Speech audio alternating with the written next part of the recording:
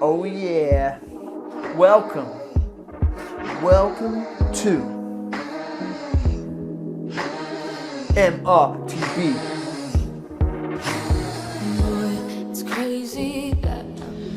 Morning everyone, you're joining me for my morning coffee here in my house.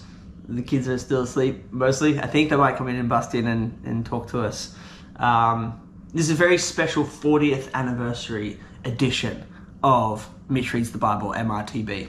One thing I've been thinking about recently is, I have three kids, Harper, Lara and Leo. They're 10, 9 and 8.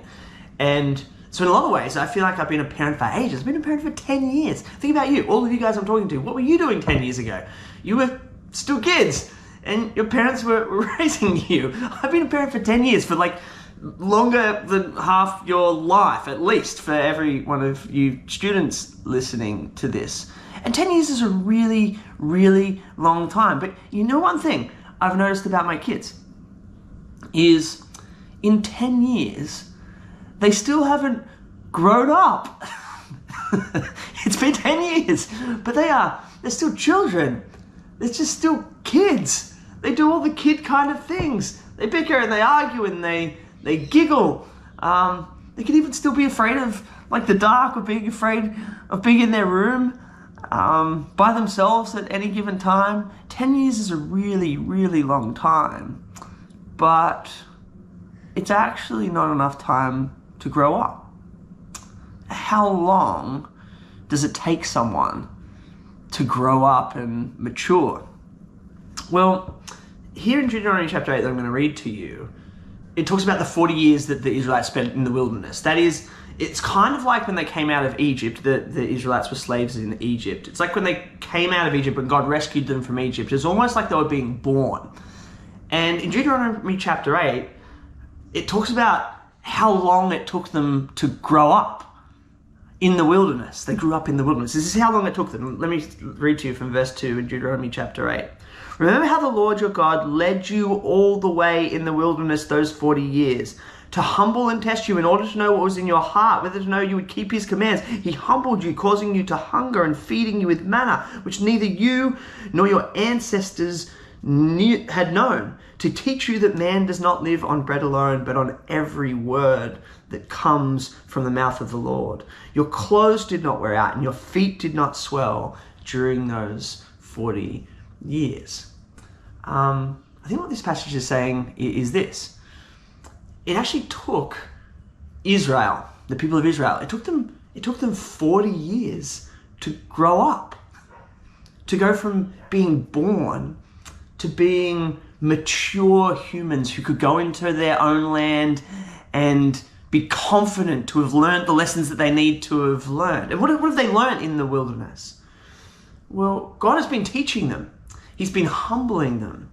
And he's been teaching them these very simple lessons. The first lesson is this, is it's God who feeds them. It's God who gives them everything they need to sustain them.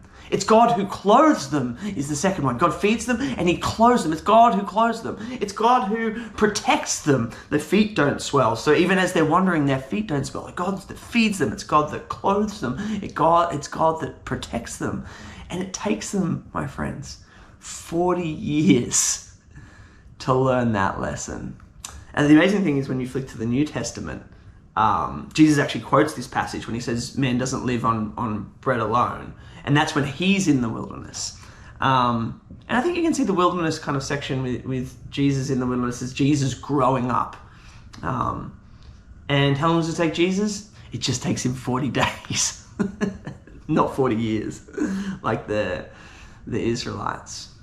Now, there's a number of things we could say about this kind of story. The first one is this.